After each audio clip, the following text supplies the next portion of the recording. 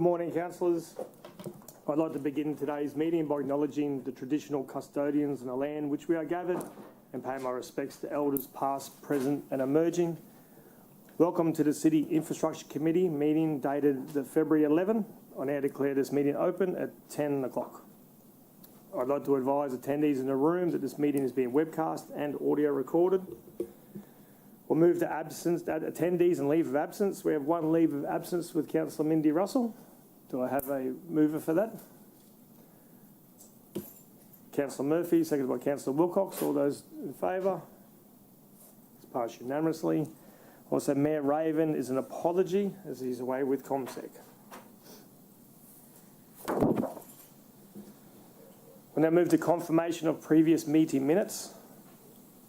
There is now a motion displayed on the screen to confirm the previous minutes. When you get a minute, look at that. We'll move that the minutes of the Infrastructure Committee held on the 22nd of the 1st be confirmed. Do I have a mover for that? Sorry? All good. Councillor St Ledger, do I have a seconder? Councillor Murphy, thank you. Do any councillors wish to speak to the motion? There being none, I now open the floor to vote. All those in favour? That has been carried. Thank you. Declarations of conflicts of interest. I now refer to the declarations of conflict of interest. Do any councillors wish to declare a conflict of interest today? There being none, I now refer to the reports on today's agenda. Councillors, the first report about our statement for intent for road pavement had a new attachment that was emailed through, item 6.1, the statement of intent for road pavement asset renewals program 24-25 and beyond. It's a procedural motion, so we're just going to table that first. I just need a mover. If you're happy to put that. Councillor Hall, thank you. All those in favour? It has been carried, thank you. We'll now move to item 6.1. Introduce. Before I do that, does anyone have any general business for the Executive General Manager of Logan Water, Mr. Gerard Brealey? There being none. So now we'll go back to item 6.1 and we'll hand it over to Ms. Megan Gould. Or do you want to speak first? Actually, we'll go to the Director, Mr. Riley. Thank you, Mr. Chair. I thought I'd just make a couple of opening statements in regards to the report, just to give some context for why we've actually brought the pavement rehab SOI back to committee. You might recall in some of the previous meetings I've advised that we're trying to bring all the SOIs back so that we actually align them in a reasonable time frame, with the idea that we would actually bring them back twice within each term. So one shortly after the election and then another one later in the term, with the idea that there would be an early one in the subsequent term after that. The last pavement SOI was adopted in 2023, so prior to the last election. We are still progressing through those projects, so even in terms of the list which we've provided to you for this round, there's around 1,500 road segments on there. Of that total, all bar 78 are from the adopted SOI that is already in place. So Council considered them in 23 and adopted those. In preparing this one as an interim step, there were 78 new sections which were considered and added into the report. So the majority of the table is actually already an adopted program of work which we're working on. I guess I just wanted to provide that context and why we were bringing it back, that it is really about that alignment piece, so we can try and bring them all into that same period. I will, however, pass to back to yourself, Mr. Chair, to have the manager discuss the report further. All yours. Thank you. Good morning, councillors. So yeah, as Darryl just said, the new SOI that we are presenting is really just an amendment to the one that you saw in 2023. The underpinning condition assessment that was done back in 2020 is still informing this SOI. That is a big piece of work that we don't do every year, so we are still referring back to the 2020 condition survey. The additional sites have been included as a result of things like significant changes to the major roads upgrade and priority development programs. So as adjustments are made to the major roads SOI, we then look to amend our pavement rehabs to ensure that they are consistent. The two programs of work are consistent. Just to explain, excuse me, oh, sorry. I shouldn't have had a peanut this morning. Just to explain the method that sits behind the SOI, and just briefly, I'm aware that you've probably heard this before, but when we do the condition survey, we then use decision support software that essentially predicts the deterioration of the road, and there's a number of factors that go into that. Things like the condition that the road is in at the time of that survey, the forecast traffic loads on that road, and then that decision support software also considers things like the budget availability, different treatment options that are available, and essentially comes up with a recommended program of works that looks to get the most benefit out of the investment that we have available. So it's all about matching the treatment intervention with the forecast condition of the road going forward. And so we don't, the treatment will be fit for purpose, so we don't always wait for a road to be in really poor condition before we do an intervention. It's about trying to prolong the life and get ahead of really expensive rehabilitation works. Once an SOI is in place, we do receive matters being raised from the community or from yourselves, and so it's very possible that the condition of the road has deteriorated quicker than what the software may have forecast, and so then it's about doing investigations, assessing the condition as it is, and then reassessing what the appropriate intervention is to prolong the pavement life. So we do continually receive feedback from yourselves and from the community, and we are continuously assessing those matters and then making decisions on how to include them in the SOI. The report includes a level of authority, delegated authority for myself and the RID manager to discuss bringing in or moving priority for particular road segments. So we are aware that there's been a number of inquiries raised by yourselves in the last couple of weeks. Some of them we have responded to, some of them we are still investigating, and we will certainly come back to you and explain what our assessment is on that.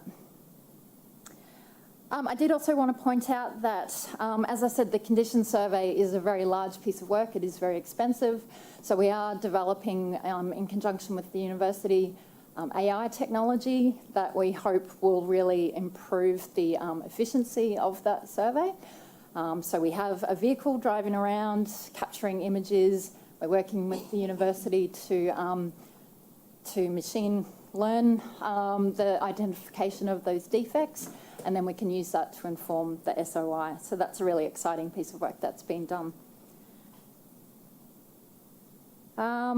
Sorry, just checking if there was other things that I wanted to, oh, yep, so we're anticipating that using the outcome of that AI technology, we will be looking to commence development of a new SOI next year. And so there is potential that the sites that are listed as 2027 may be revisited on the back of that updated condition survey. So it's just something to be aware that those sites listed or those road segments listed in 2027 could be subject to change following that renewal of that condition assessment.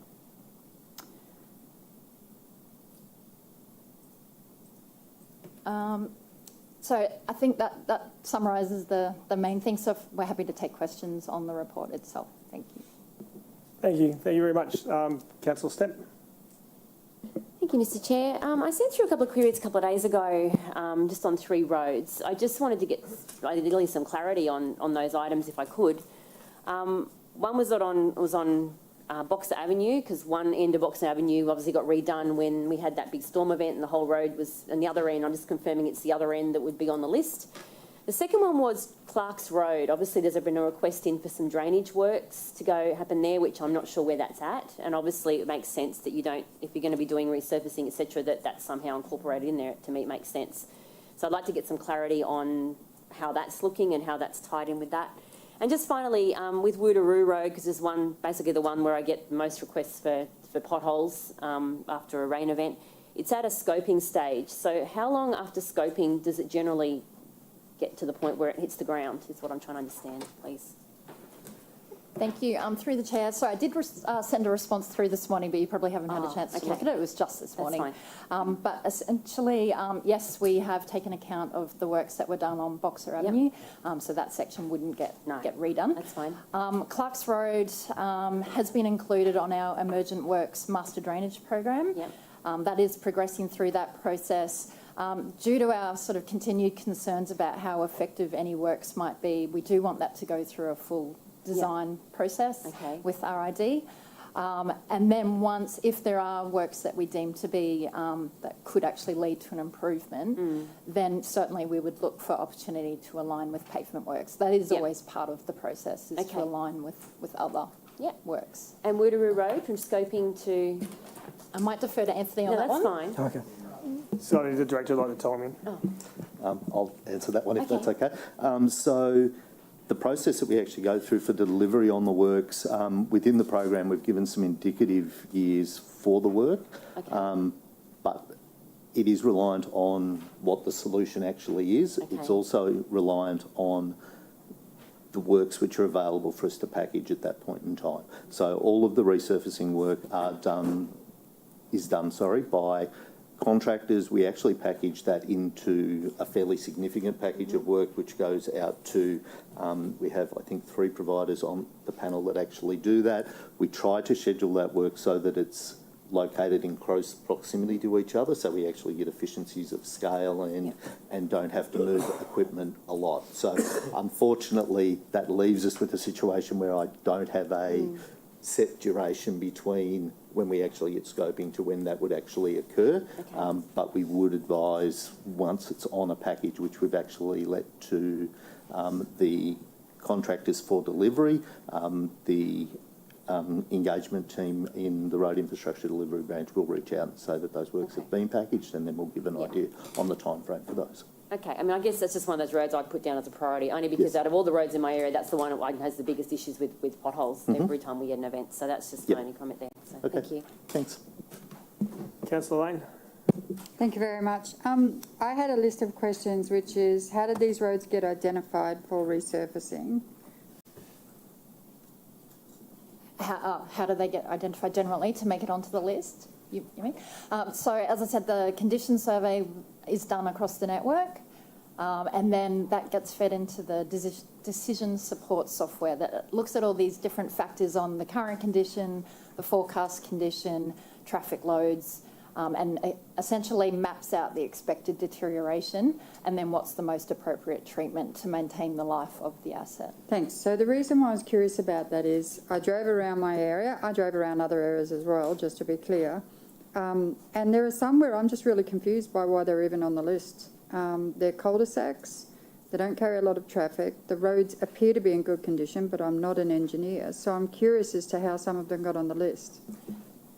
Through the chair, so yeah, as I said, the intervention that we apply might be to try and precede deterioration so that we can prolong the life of the asset.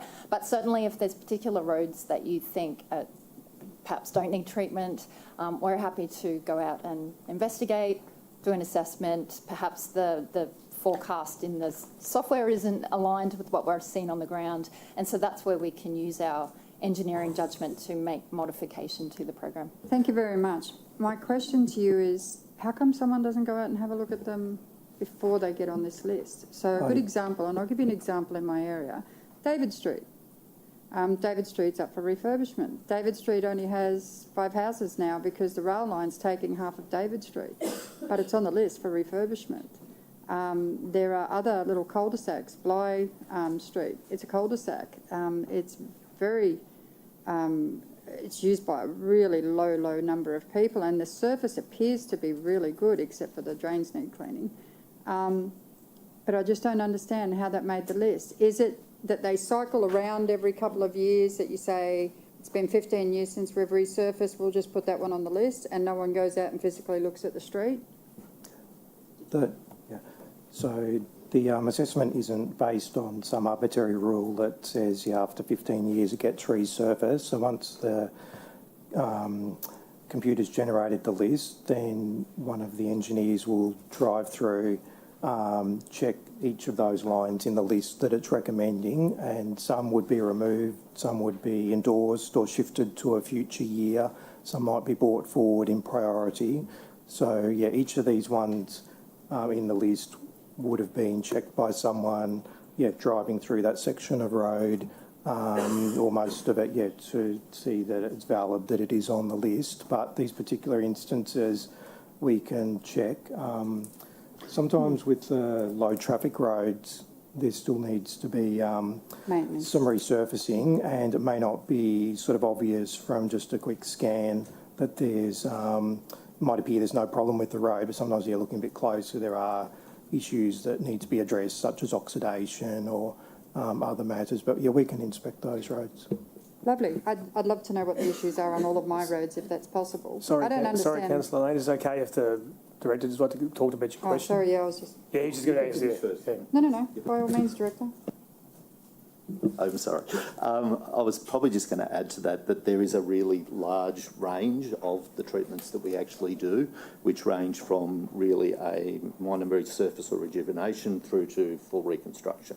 So when the modelling actually runs, it looks at all the available treatment options for every road across the city, and actually comes back with, from that algorithm, the best option for us to minimise our maintenance costs over the next 10 years and to maximise our asset life. So what that actually means is we will end up with some treatments which are on roads which ostensibly look in a lot better condition than some others that are really deteriorated, but the treatment which they get is a very minor treatment which is a lot more cost effective than those that are in a really poor condition. One of the things that really came out of asset management around a lot of that modelling is if we wait until all of the roads are in that really poor condition, the cost for us to actually rehabilitate all of those becomes crippling. So we do need to keep some of our roads proactively updated so that we don't end up with everything at that really poor end. Thank you for that.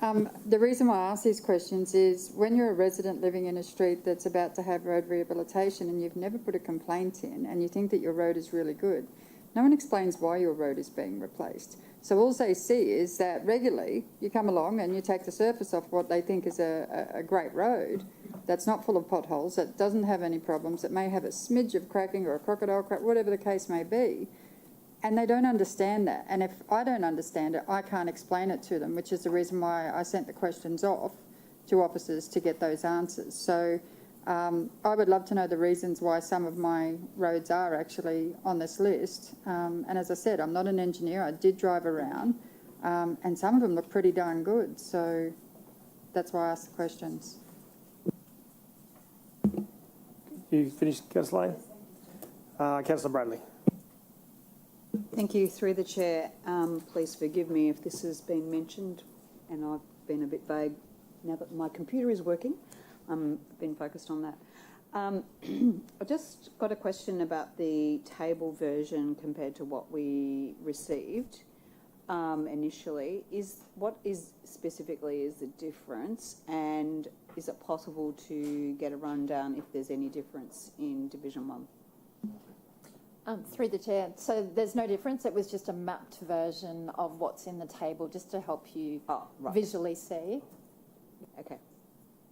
And can I just say, I actually really liked that, to see that map version, to get a visual perspective of where exactly, and you can see that it's around the whole division. So thank you for that. This is the first time I've actually questioned in my whole time as a councillor some roads. So I probably would have liked a response before the report came out. That's probably my only feedback. Okay, thank you. We'll look to adjust the timing of when we issue the maps. It was, I think, a new thing that we've done, so it probably helps for you to digest the information in the table and then identify things. So we can do that.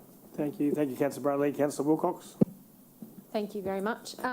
Firstly, I'd like to start by thanking Anthony and Jin for coming yesterday and chatting to me. We had a discussion and they literally, I don't know how long they set aside, but they literally sat with me for 90 minutes in my office yesterday discussing all the roads lists and that sort of thing. I do have some feedback and stuff, which I'll provide in a minute, but my advisor and myself literally have spent 18 hours on this one report, 9 hours each, which is collective 18 hours. We spent 6 hours alone driving the division, and I drive my division a lot and I log my roads a lot, but I wanted to make damn sure that this list, with the expense in this list, I was like, is this getting bang for buck and that sort of thing. So thank you for sitting down and explaining to me why you have roads on the list. As I said, I've logged many roads where some, after discussion, we've added some, we've moved some, we've grouped some to make it a bit more sense. So just to be clear, I just wanted to make sure this list is still fluid. We're not absolutely locking it in 100% set in stone, because literally we can't. As it was, Teviot Road was added to the list very late because I don't think the roads branch actually understood just in how disrepair parts of Teviot Road actually was and how much of it they've actually now added to this list to get done. And it's actually listed for 2026. I don't know that if we get rain, it probably won't hold up till 2026 in all honesty, but we did discuss how we could actually work through it and patch it if needed in the meantime and that sort of thing. So we've worked through that, worked through the list. Is it still fluid? So we can still change it very slightly when need be in weather events and things like that.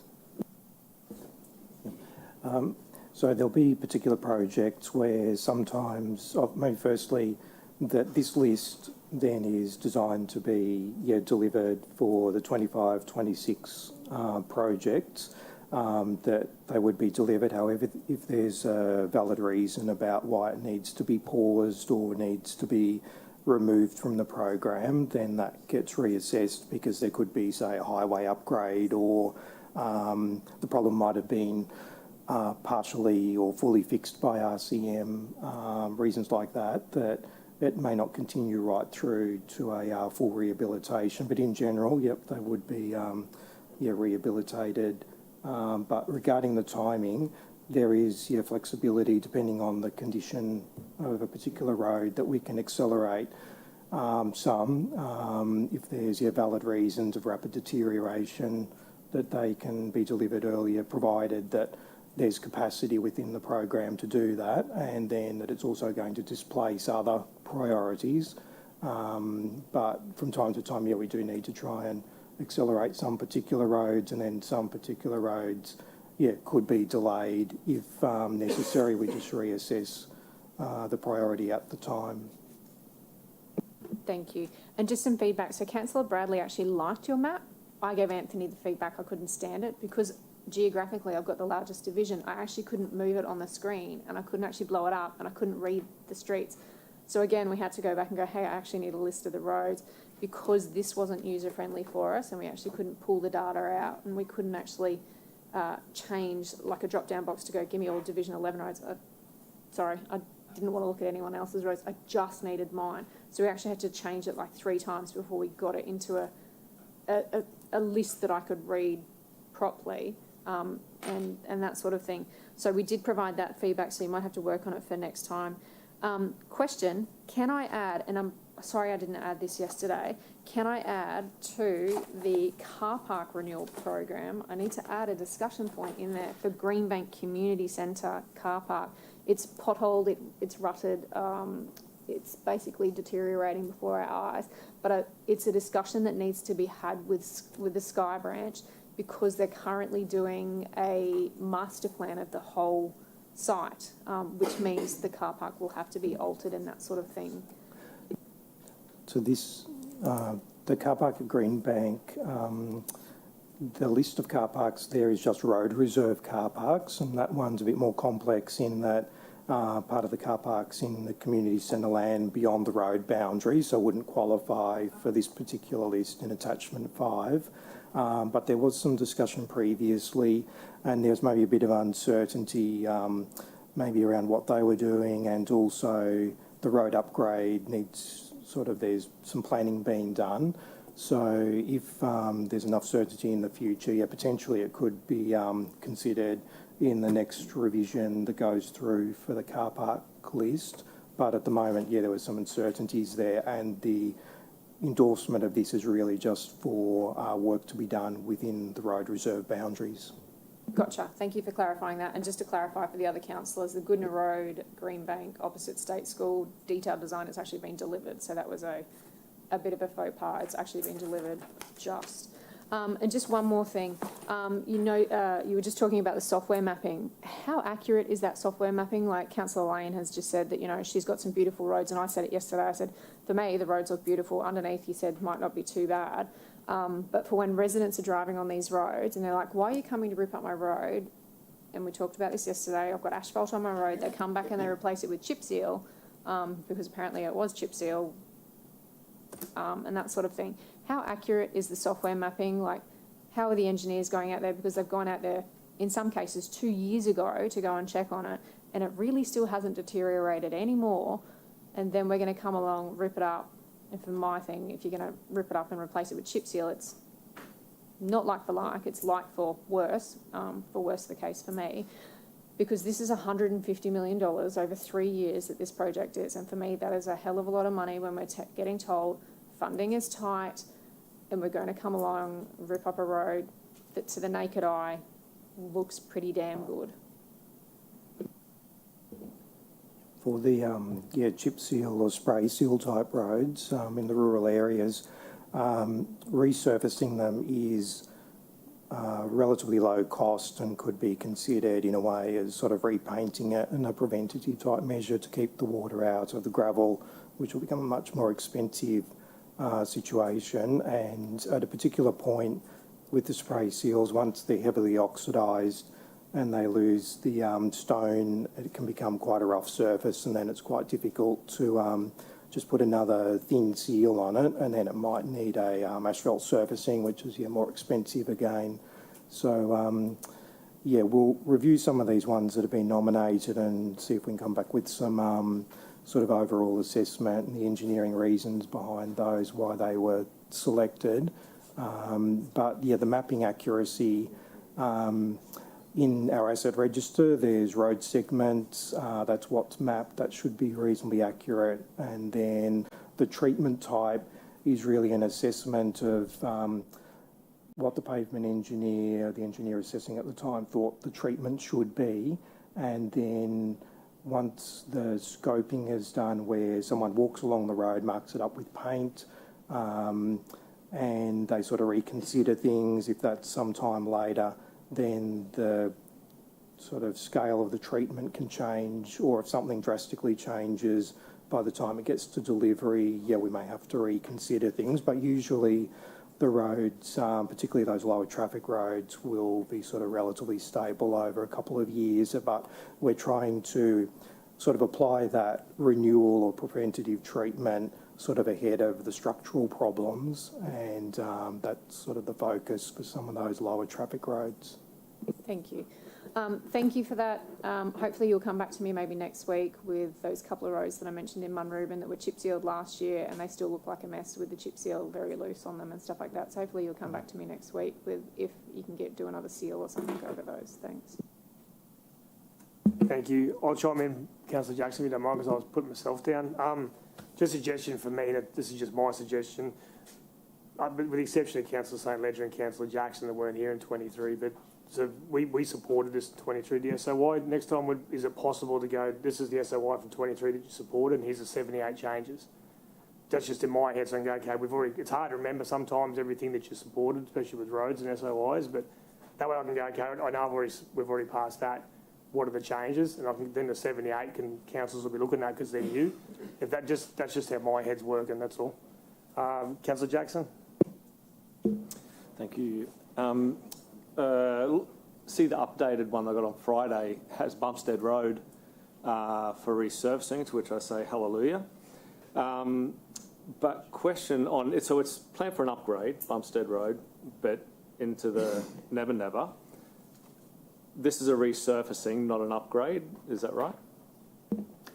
So there would be some roads that we're aware of. They will be sort of say rebuilt in the future or widened, but in the interim, there'll be people driving on the roads, and this particular program will have to sort of manage those roads until that future project, and we try and coordinate this so we're not sort of over investing in the repairs, but on the other hand, not doing too light repairs if the future project is so far in the future.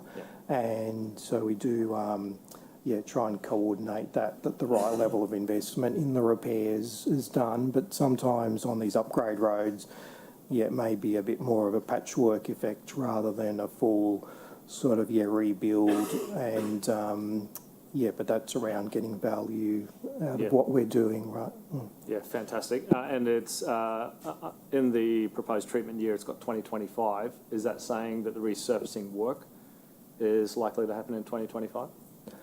That this particular list is, say, what the computer model is saying. We've assessed that this is when we would like to treat the road, but when this work gets handed to delivery, they're going to package up the works, assess the available funding at the time, and then assign it to a year, and then say that there's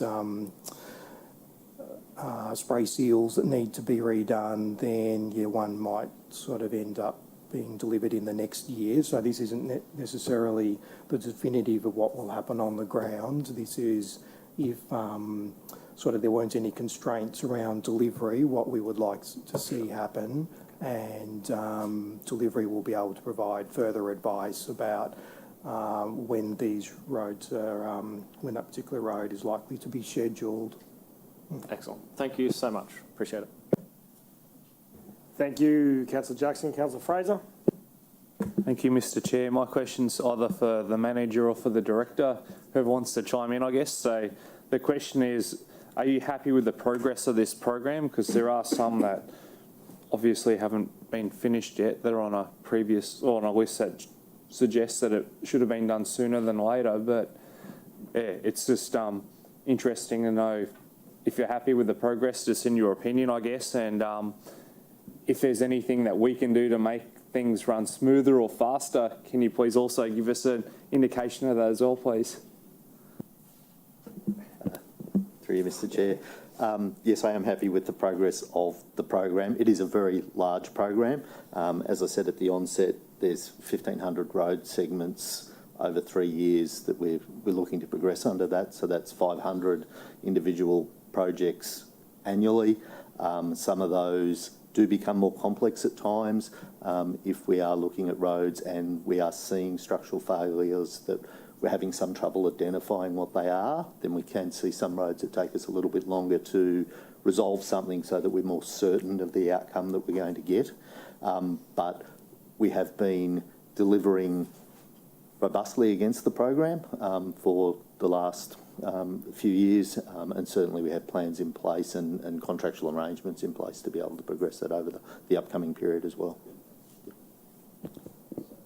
One more question. So I do drive-arounds every so often in my area, and I have noticed that there's some severe crocodiling in some of my streets. Some of them are on this list, which is awesome for future works, but others are not. So would that be an RCM thing, just to do a heavy patch, or how would that work? Certainly in regards to if we're seeing crocodile cracking, which is leading to the forming of potholes and the likes, certainly back to RCM at this point in time. We will get some more information going forward, so councillors would be aware that EAMS, or upgrading our asset management system across all of council, one of the things that we're looking forward to out of that is some flow of more information back to us. So being able to see where we spend the majority of our money, say on pothole patching, so we can actually try and feed that information back into this process as well. So we will see improvements yet again to our modelling. We'll be able to overlay that with other information as well. In terms of those if they're not on the program and we're not likely to be there soon though, but most certainly forwarding any defects which are there to RCM is an appropriate way to go. Yep. Thanks. Thank you, Councillor Fraser. Councillor Herrmeyer. Thank you, Mr. Chair. My questions today are for the Director. And I only have two questions, one about governance and one about roads. So to start off with roads, I see today we're voting on the Statement of Intent for Road Pavement Assets Renewal Program 2024 to 2025 and beyond. We can see on table 1 there's a big long list of different sections of roads that should basically be resurfaced over the next 3 years. I looked through that list of roads and I see there's some great roads that do really need resurfacing, like Green Road, some of those roads in Division 8 that are main thoroughfares that need resurfacing are getting a win. But one of the main roads in Division 8 is missing. And I wanted to ask, why is Park Ridge Road not included on this table? Through you, Mr. Chair.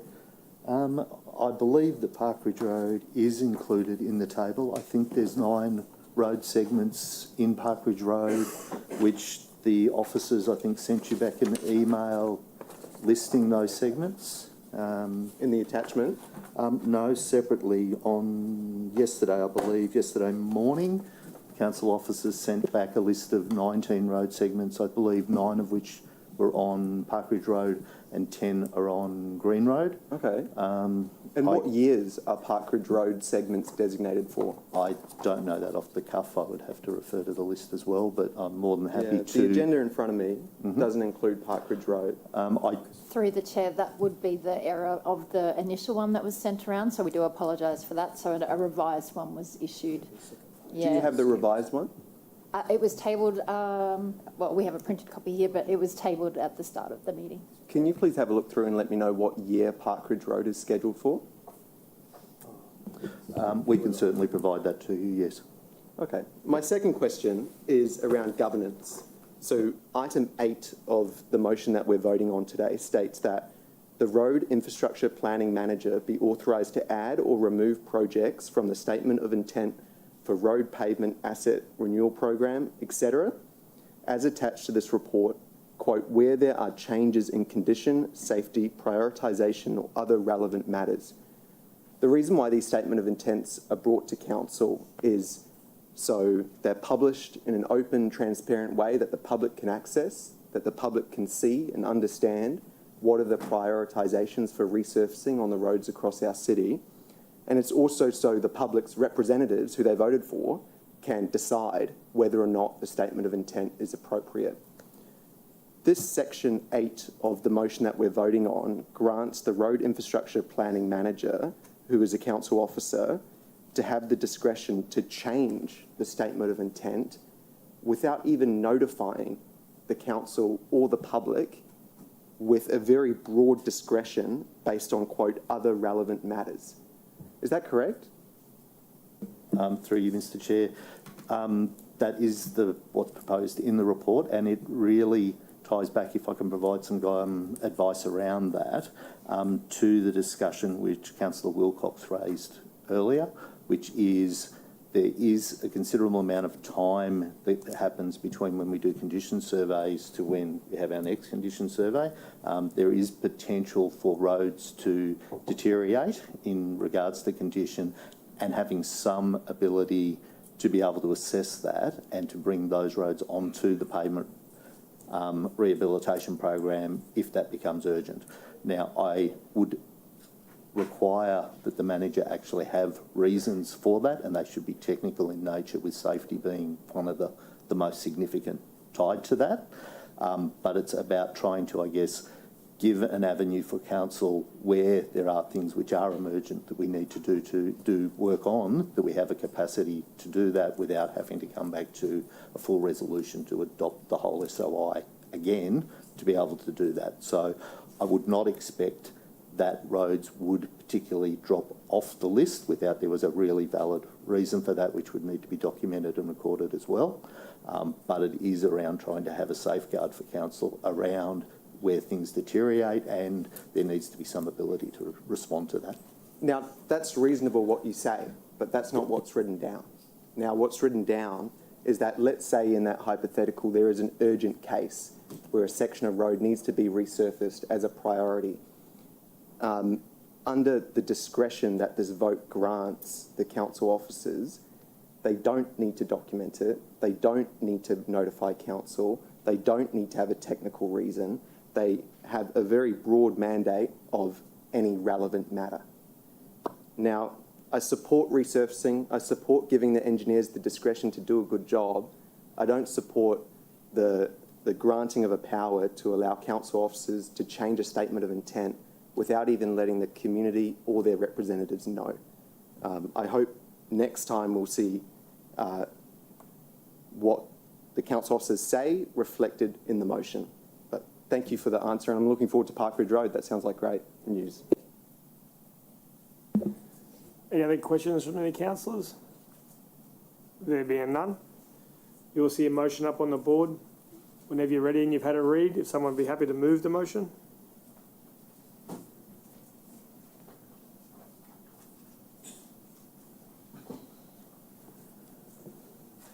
Councillor Murphy, thank you for moving the motion. Do I have a seconder? Councillor Stemp, thank you. Do any councillors wish to speak to the motion? There being none, I now open the floor to vote. It has been passed with the exception of Councillor Lane. How do you vote, please? Abstain, thank you, Mr Chair. Did you want to give a reason, Councillor Lane? Yes, thanks, Mr Chair. I'm not sure that I have all the information to make a good decision. Thank you. Thank you. Did someone go out? Oh, Councillor St Ledger. Did you have your hand up, Councillor Hall, sorry? Oh, you just noticed. I was just noting that Councillor St Ledger has left the room. Thank you. Noting Councillor St Ledger is not in the room, the motion has been passed. Thank you very much. Well, Ned, is Anthony starting for the next one?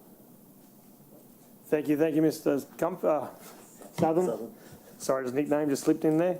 Now we'll move to the next motion, which is 6.2, the report. Participation in the bike ride and encouragement program. It's a public report. And Ms. Gould, over to you again. Thank you. So this report is requesting council endorsement of Logan City Council's participation in the 2025 Love to Ride program. Particularly the program is called Ride 365, but the organisation Love to Ride is an organisation that collaborates with councils, universities, businesses to really encourage bike riding and changed travel behaviours. And this really aligns nicely with our initiatives to increase active transport and public transport use across the city. So we would really like to participate in this program. Residents would be invited to create or to join the online community and essentially be encouraged to do more riding, get out in the community, enjoy our cycle network that we have, and we would use the platform to promote our available cycleways in the city, and particularly things like our new projects with the rail trail. In October, there's a particular Biketober event that we would really love to promote and have as many members of the community and staff participate in. And from the program in its entirety, we can collect some data on the number of cycle trips that are undertaken in the city by the users, and that really helps us to understand how our community is using our cycleway network. So as I said, the participation is really just all about promoting our cycleways and promoting additional use of bikes in the city. And the organisers, the Love to Ride organisation have promotional material that council and yourselves, if you wish to participate, can share with the community and really encourage great rates of participation. Thank you. Thank you, Ms. Gould, and thank you, Councillor St Ledger, for covering. We have first question from Councillor Stemp. Thank you, Mr Chair. Look, I'm really excited about this program. This came to the Road Safety and Active Transport, and it's great to see we're getting some things done through that. It obviously aligns with our healthy connected community and our corporate plan, which is important, and I think we need to do more in this space. Data is always valuable, and you know we don't have enough data in this space either. And from the riding community that I connect with, they tell me that a lot of people just aren't aware of all the bike trails that we have around our city, and you know they're on our website, and people don't know about them. So I'm really hoping that this will give an opportunity for more people to learn about our great bikeways, how to get around the city, and give us some really good data. And obviously, you know, with the grant funding, it's a great opportunity to do this. Thank you, Councillor Stemp. Thank you very much. As a person with a husband who is a mammal, I should support this, but I question why it costs $50,000 to promote bike riding in the city. We have a wonderful marketing team who seem to be doing a lot of videos recently, and I'm sure they would be able to highlight where the bike riding sections are. I understand that $24,000 of that from TMR, which is wonderful. Don't we already have staff doing project management, marketing, evaluation, stakeholder and business engagement in council? Why do we need more money for this? Through the chair, absolutely we do, and we'll certainly look to partner with them. I guess a big part of the funding is around having access to the platform that they've established and all of the information that residents can get from the platform, and then the data that we get back from the platform. So that they have the app, for want of a better word, all set up and ready, so we can tap directly into that without having to invest any funds ourselves. Thanks. So we're paying to access their app for our data to sell it to the city? Sorry, to clarify, so residents would directly engage with the app, but the organisation would then provide us the support and promotional material to take it out to the community and promote their participation. Do you think there's a problem with our website in that people don't know where the bike tracks are? Because there's certainly a lot of bike marks on the roads around my area, like little cyclists painted on the road. I'm just curious, does our website not provide enough detail on that? So potentially there's work to be done for sure about promoting what is available on the website. We've worked with our local riding groups to get their information onto our website as well, so that we can really create this wonderful network of trails. So hopefully the participation in this event can really help to promote what is available, and then we can work with our marketing partners to get it out further. So within council, I mean. Thanks for answering my questions. Thank you, Councillor Lane. Councillor Wilcox. Thank you. I've just very quickly brought up our bike riding in Logan, and I'm pretty sure it doesn't have any of my mountain bike tracks in Spring Mountain and stuff on there as well. So, by the by. I think the data would be great in this, if you can really drill down into that data, because you will have varying degrees of uptakes throughout the city. My residents really probably won't, because it's so haphazard where any networks are, and some of it is like 200 metres worth, and then others is kilometres worth through Spring Mountain and stuff like that. So I think the data would be really good to actually have in the end, if you can drill it down into division of where they are going and stuff like that, because yeah, like, probably, like for me, I'm like, is this really core business? Do we really need to be doing this? Because honestly, like in Division 11, it's not really much use, but I can see the benefit of it, you know, in the smaller areas, but on 318 square Ks, which would be gold for mountain bikers, you know, it doesn't really work. Through the chair, I guess the broader intention of projects like the Integrated Transport Plan is to really encourage other mode shares as ways that people move around our city. And so one of the things that we need to start to do is provide the information so that people can potentially change their behaviours. And so I guess this is just one of the early steps around just trying to promote that change in behaviour. Even if the trails aren't in your local area, you know, it might be incentive to go visit Logan Village and have a family day out on the rail trail. So You finished, Councillor Wilcox? Thank you. Councillor Fraser. Thank you, Mr Chair. Just wondering, we're $2,800 shy of being 50-50 funding with the state. The state obviously has more money than us, so was that the maximum amount for every grant for councils or whoever was applying for them, or did it just happen to fall that way that we were being duped a bit of 50-50, I guess?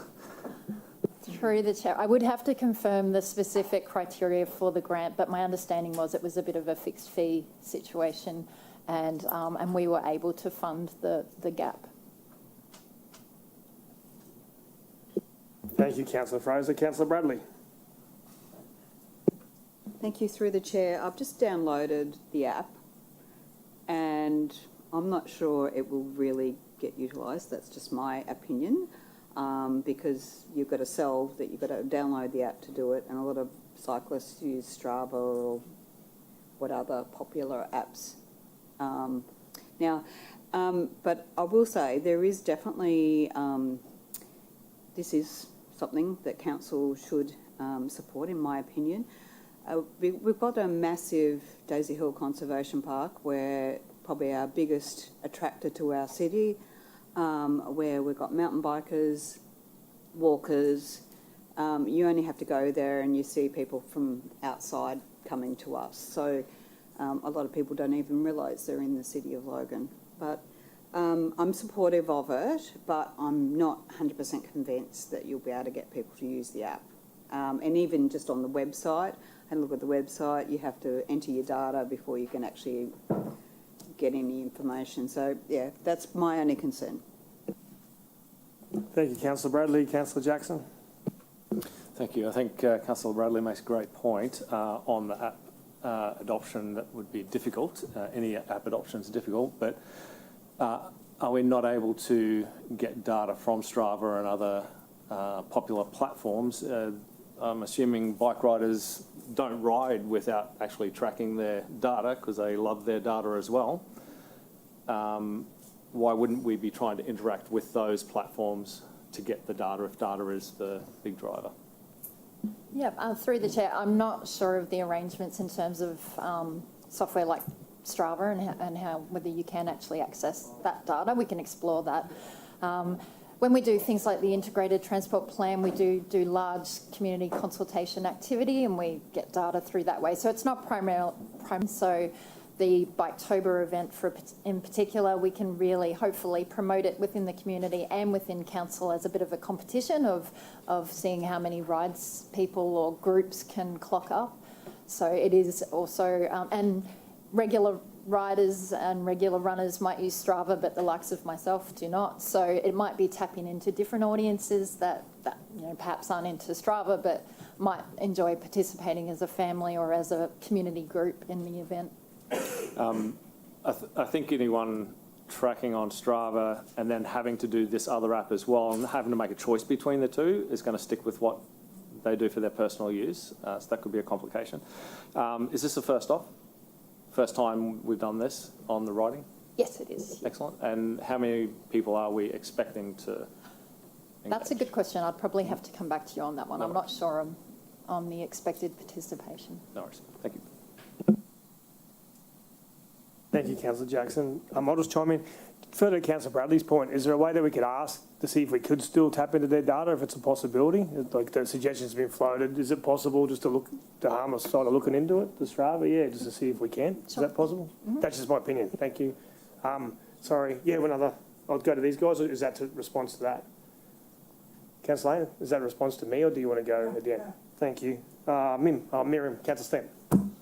Sorry, just really quickly. So I did have a look at this last year because the uptake was very, very good in Brisbane from what I understand. And even if you look at the site, there's a lot of data on there just to the general public. The number of people logged their rides. It becomes more of a social sort of page as well. So it's not just about, it encourages people to connect. And I think that's important as well. You connect people in other areas of the city, of the southeast Queensland. So it's got its benefits.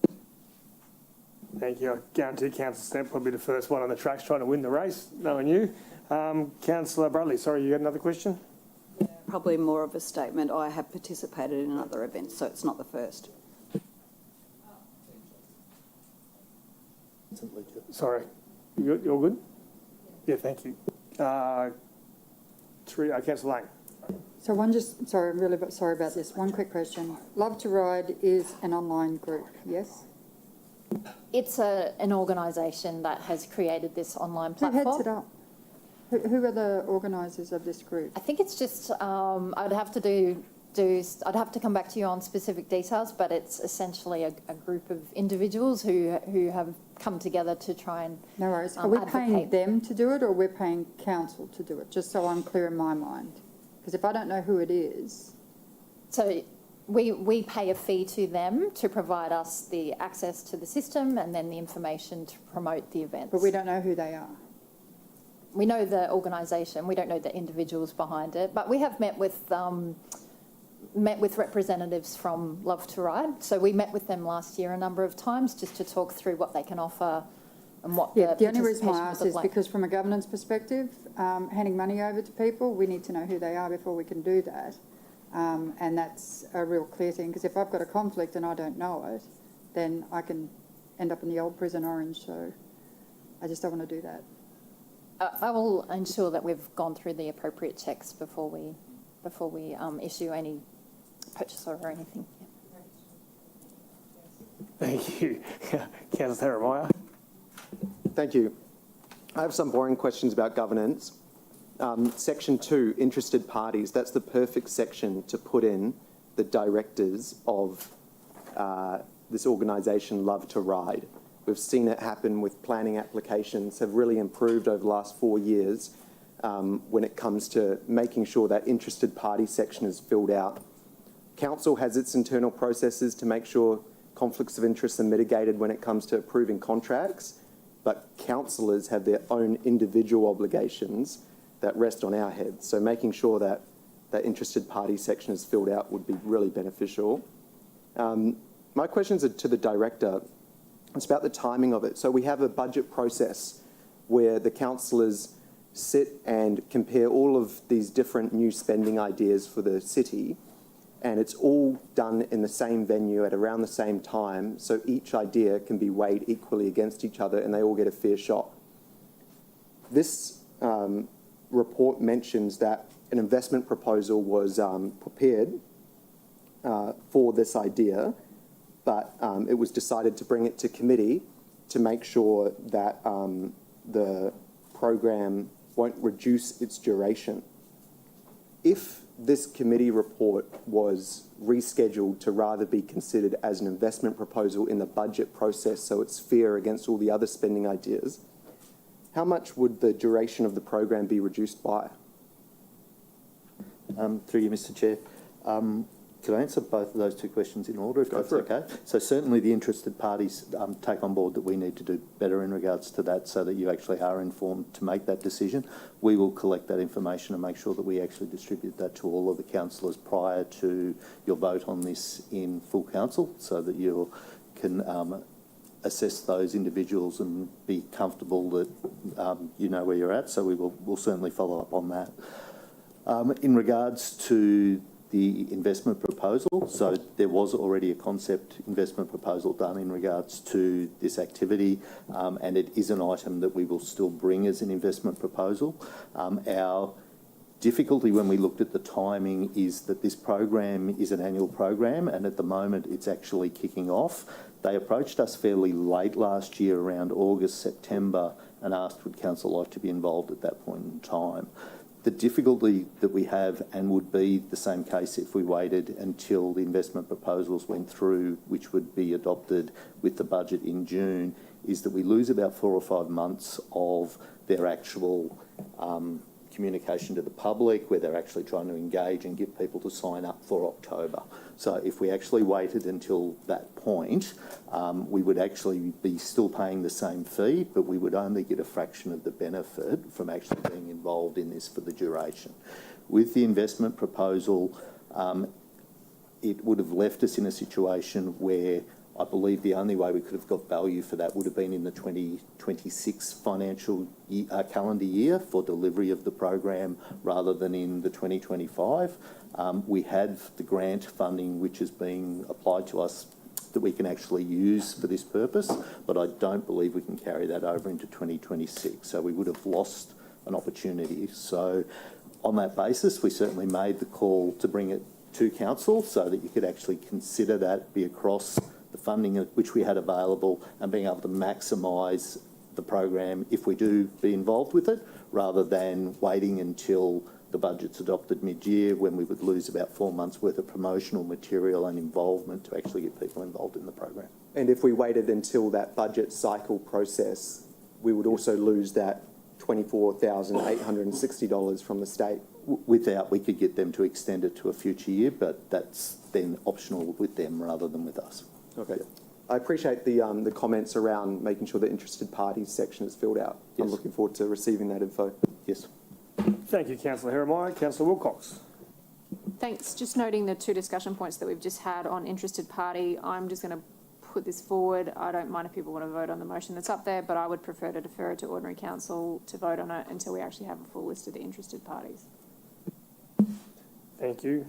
We'll still go ahead, and if it fails, we can obviously defer it. Any more questions from the councillors? There being none, I do have a motion on the board. Take your time to read, and when someone's ready, I'd like to move it.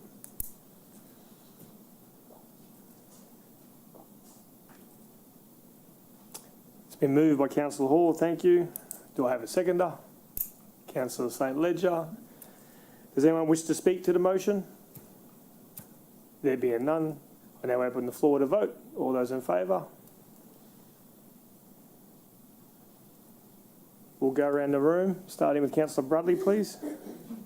I wish to abstain and I want to give a reason. I would prefer to have this deferred for council ordinary meeting. Councillor Lane. Abstain, Mr Chair. I don't have enough information to make a decision. Councillor St Ledger. For. Councillor Jackson. Against? Councillor Hall. For. Councillor Fraser. For. Councillor Heremiah. Abstain with the reason. Far away. I support bike riding and bike events, but I also support reports properly filled out, and I look forward to it being properly filled out next Wednesday.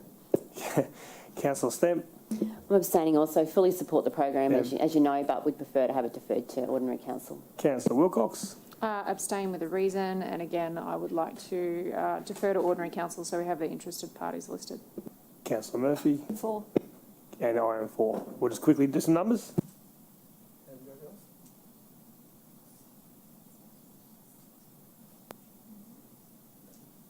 So that has lost. Would Councillor Wilcox like to put up an amended motion? Sure. I would like to defer. Yep, that's fine. That's on the board. Yeah. That's motion's up on the board. Councillor Bradley has seconded the motion. You've obviously moved the motion. All those in favour, please raise your hand. That has been carried unanimously. Well done. Thank you, councillors. That being our last report. There is no late reports. That does conclude the agenda for today. Does anyone have any general business for the General Manager? Sorry? I'm asking for general. Is that what everyone's carrying on about? Yeah, I've got General Manager, then I've got Darryl. So I conclude the meeting, and then I say, does anyone have any general business for the Director? So do we have general business for Ms Gould? Not sure who it's for. Councillor Bradley, is it Ms Gould or the Director? I'm not too sure. Not too sure. And how about we just go with, we'll go Councillor Bradley first and Councillor Lane, and then you can both be here and join the party. Thank you, through the chair. Not too long, well, a few months ago, I started to report some road failures in Underwood Park, where basically your whole tyre is going within these road failures, and they're getting worse and worse. I was told by the parks that is now the road section to deal with. Is that correct? Through the chair. So there is a process at the moment about realigning the ownership of particular asset classes to different branches. Effectively, July 1 is the date that would be in effect. So we're working through that at the moment. Okay. Can Underwood Park please be on the list, because we have some massive road failures happening in there. And my second question, and I'm not sure who this would be, I noticed in the Courier Mail there's these dragon teeth being put on roads as a traffic calming sort of measure in South Australia apparently. So I'm just curious if we've looked at that, and is it possible to get some information? unless the director's aware of it, I would have to take that back to the team and find out what they are and whether.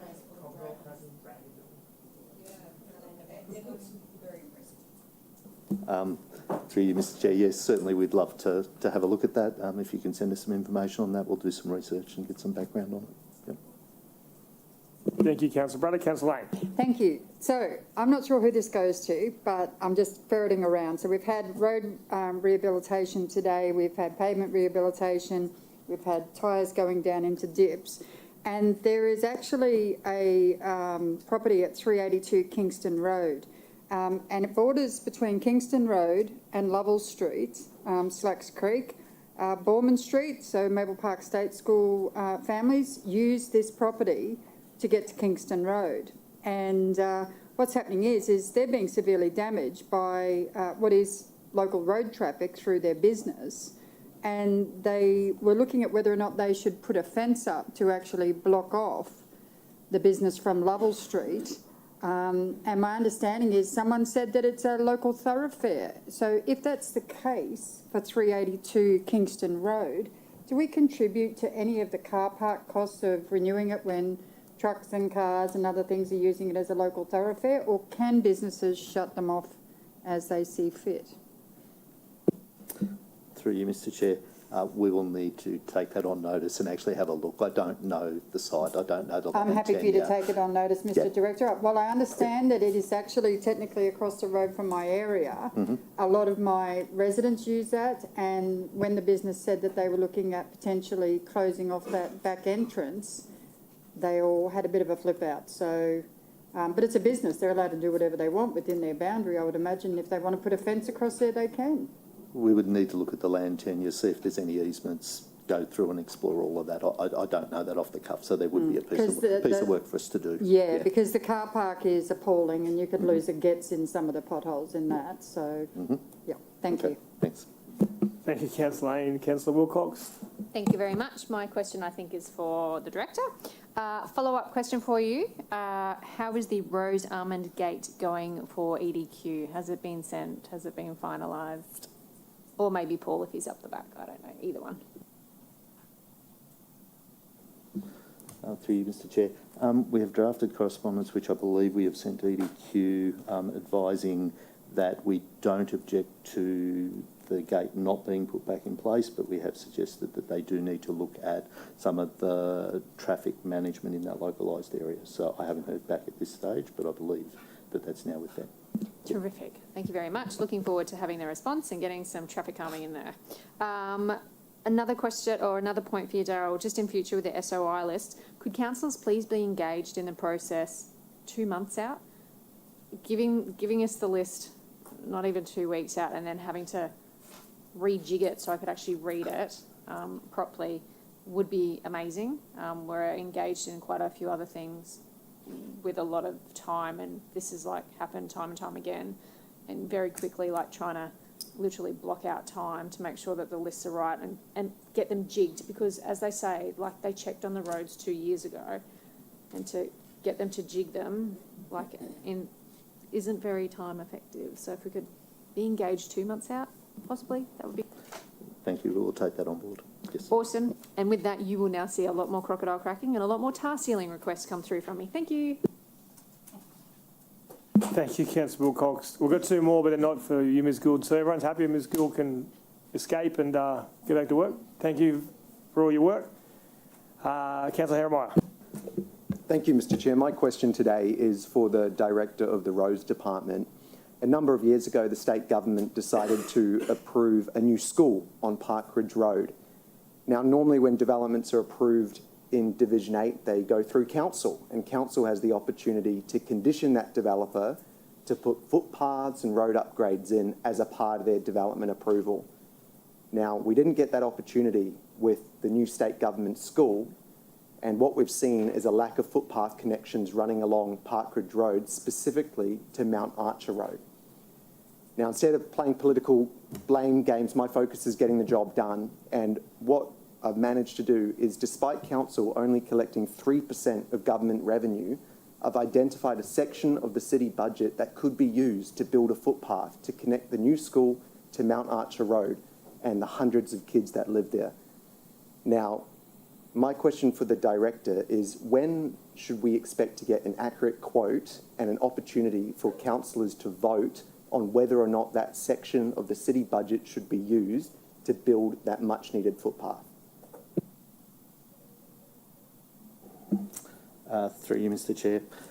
So the school in question in Park Ridge was called in under a ministerial infrastructure designation for approval, as you've highlighted, rather than it coming through council's own approval process.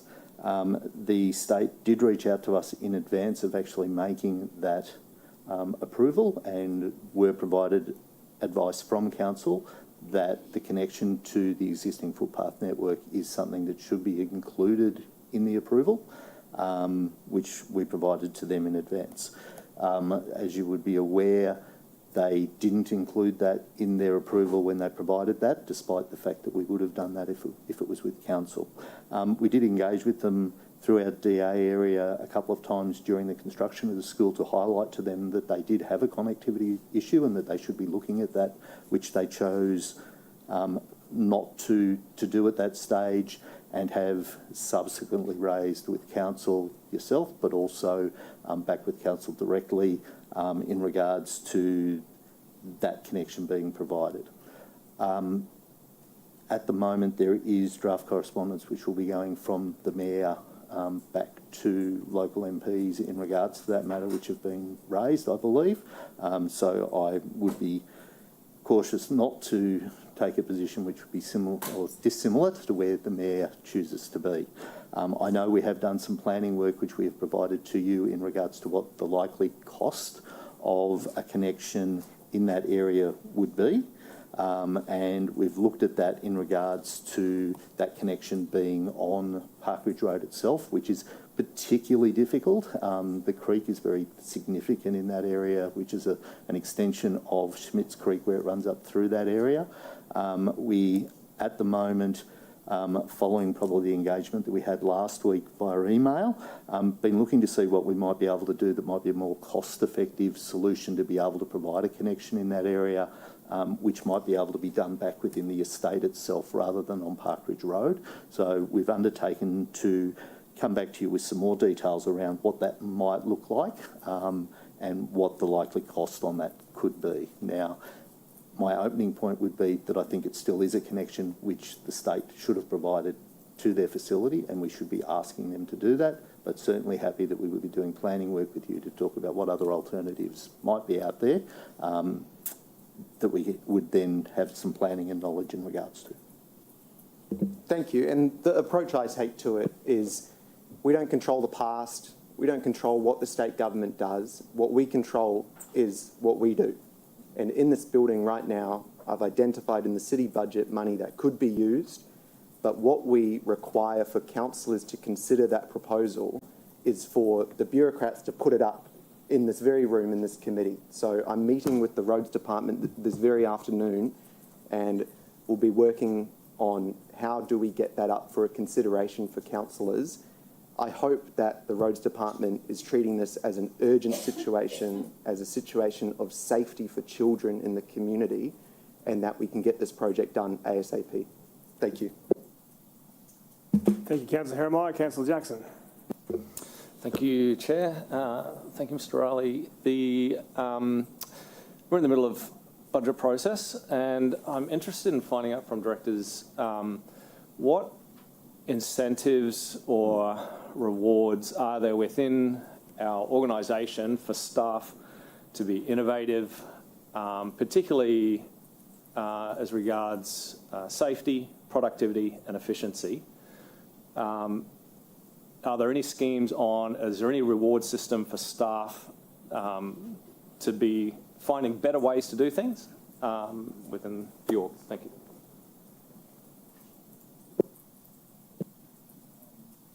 It could be a CEO question, but My apologies.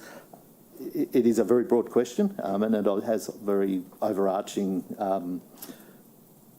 I guess, ramifications across all of council, and I don't know that I'm necessarily the most qualified to talk to that. I probably am keen to be able to maybe provide some advice to that, but I would wish to engage with my counterpart in particularly the staff management areas of council to be able to give you a full overview of that. I would have some view of that, but maybe not all of that view. We my certainly apologies. do have a strong ethos around innovation. We certainly do push that significantly. It's when we get to the questions around remuneration and those things that I would be less comfortable to talk to those.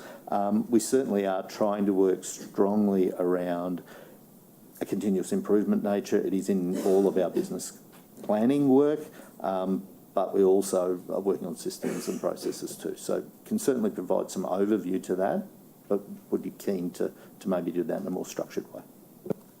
Thank you, and I apologise for framing that as an org question when I intended to frame that as a directorate question, and happy to discuss that further. Thank you. Thank you. No more GB. And with that, that concludes the agenda for today. I declare the City Infrastructure meeting of, what date are we? The 11th of February, closed at 11:15. And next up is the City Governance with the wonderful Councillor Murphy.